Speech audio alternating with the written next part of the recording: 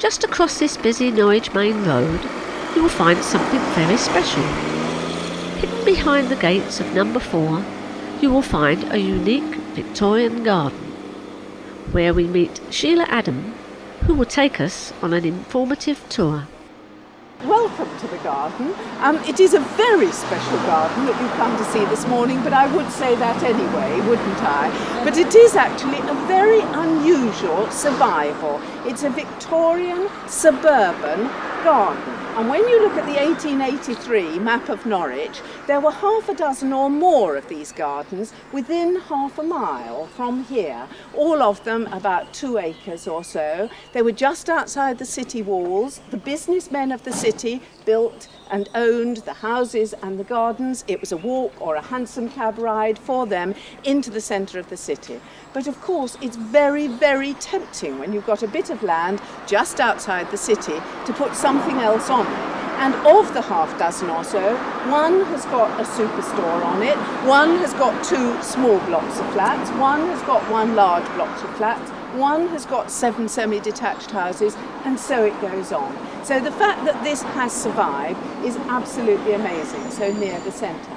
It was created by one man called Henry Trevor, and as you will see, as well as being sort of typical in being a Victorian suburban garden, it's very idiosyncratic because it was one man with very determined ideas who actually made the garden.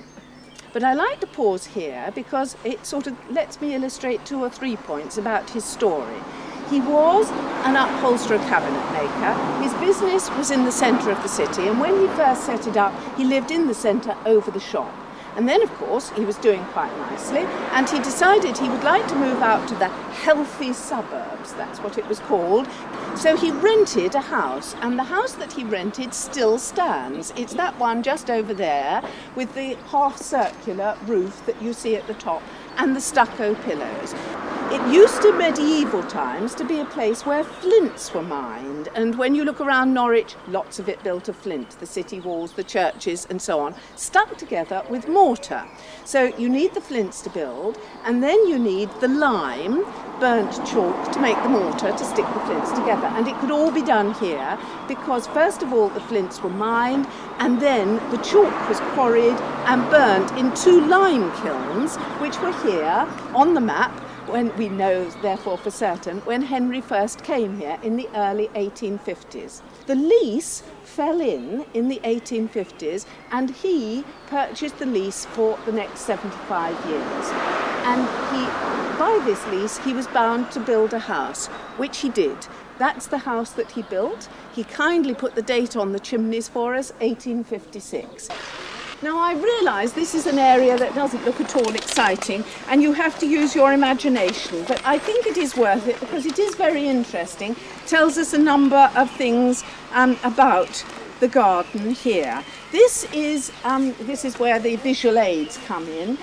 This is the gardener's cottage as it existed up until the 1960s. Isn't it terrible that it could have lasted for so long and then been destroyed? But the 1960s were a period, if you remember, when pull down everything, we'll put up something better, and we now feel they put up something worse on the whole. George Woodhouse, as I've said, was the gardener. We know from the censuses that he was here from 1861 through to Henry's death. He came as a young man, and I think it must have been that he was also part creator of the garden, because you don't garden for somewhere all those years without having a very big input.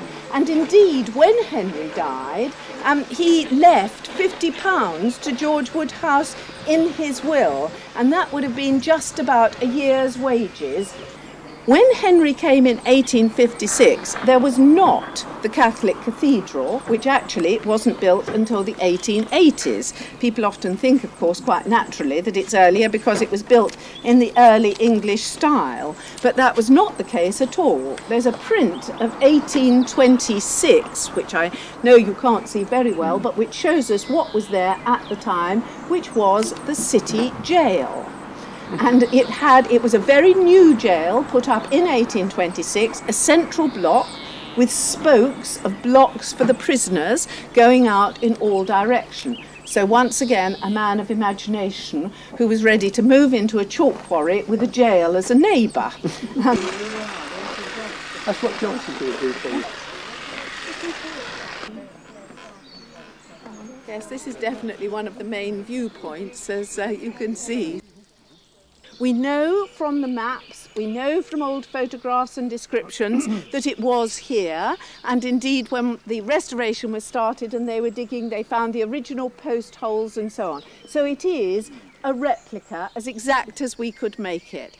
But it was so exciting to get it back again, because there has existed, and we've had for a long time, photographs taken in 1897, which include a photograph taken from this bridge. Anyone who wants to can have a closer look later. But there we have this photograph, and of course we were never able to get a view like this until 1998. The reason we were able to afford the restoration was that the Norwich Society was celebrating its 75th, I think I am right in saying, indeed, the 75th anniversary.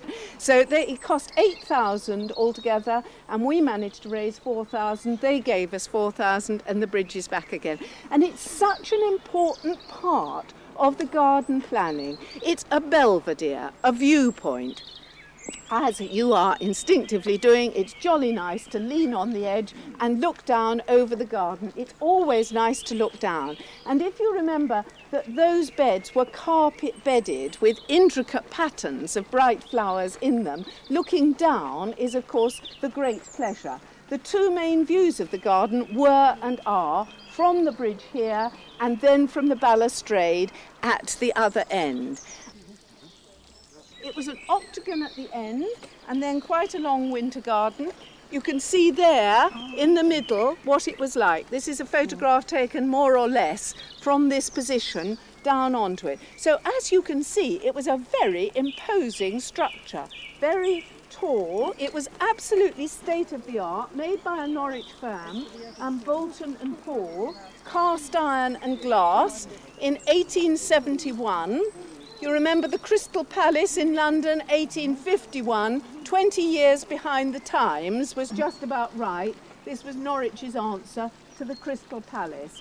It was really very large compared with other conservatories that appear on the map. And the reason seems to be that in 1871, by the time Henry had been here nearly 20 years, he wanted to have the public come in. He had horticultural shows, rose shows. I mentioned his chrysanthemums, for which he won prizes at very many shows, so that he wanted to have somewhere for the public to feel when they visited his garden that there was something very special for them to see. Now, immediately alongside that, of course, you've got something very different. The fountain, as we call it, but actually it's a multi-purpose feature.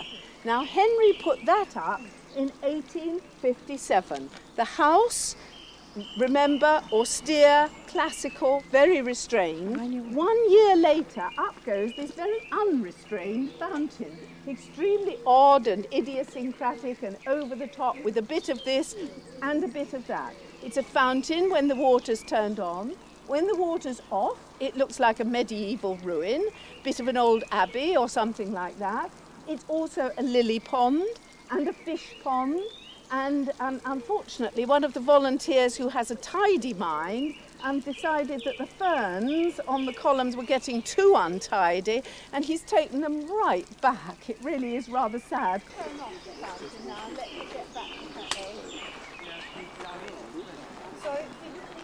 And the cross in one of them sort of makes you realise this ecclesiastical connection. And beyond the gazebo, over in the corner there's a white gargoyle's head. There's the odd, I think that looks a bit almost like a sort of insect or something, doesn't it, there? And there's some sort of pattern. There's something that looks like a Viking helmet here. So all sorts of odds and bits. It looks as though it's a total mixture when you look at it first, but when you analyse it, you see different patterns, different games that he's played. You can get the same design in red and in white, practically alongside. And you might think at first glance, people often have, well, he must have gone off and robbed a whole lot of old buildings or churches in order to be able to build it. But he did not need to do that at all. Because the medieval style was so fashionable, you could buy, as it were, a heavy oak table, and you could also buy some medieval chimneys if you wanted them to decorate your house. And so, in a brickworks just outside Norwich, the Tudor rose chimney was being made for anyone who was interested. Being Victorians, they weren't going to stop at that, and they added on a shamrock, which didn't exist in Tudor times, and a thistle as well. So you had a set of patriotic chimneys with the rose and the thistle and the shamrock. Start to see a thistle at the top of the cross there, and some more thistles down below, and there's a rose further along. No shamrocks in this part, we'll see a lot of those further down. So obviously Henry got these chimney bricks and turned them into his wall.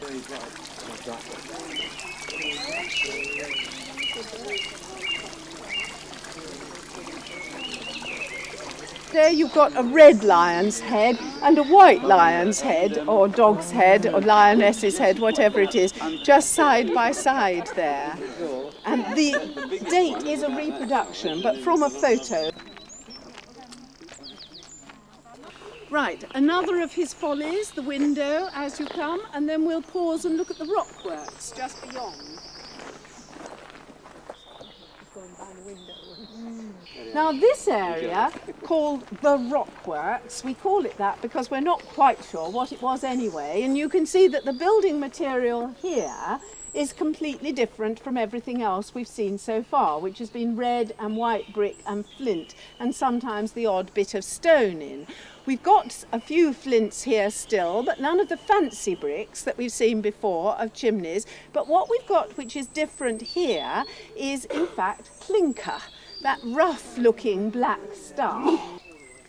That was a Gothic alcove, ruined as you can see, but it's clear there was a seat in it.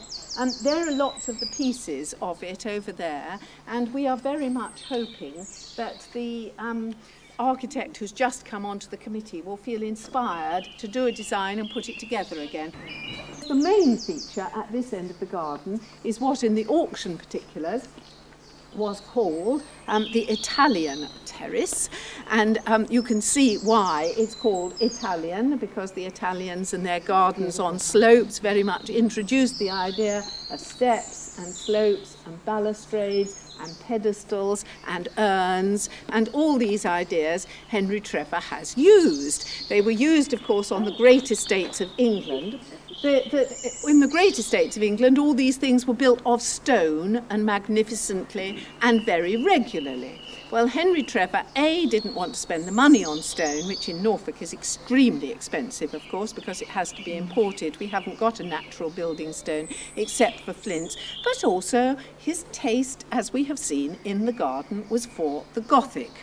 We don't know at what stage of the procedures this wall was built, but we almost certainly, I think, pretty early on, because that would have been the face of the chalk quarry, and Henry would have wanted it not to look like the face of a quarry, and would have wanted to have an attractive walk to go on to make it all more interesting. After Sheila Adams' informative tour of these wonderful restored gardens, let's just look once again at some of the highlights. That stairs are a bit dodgy. Yes, the steps are a bit dodgy, actually. Do be careful. Yeah.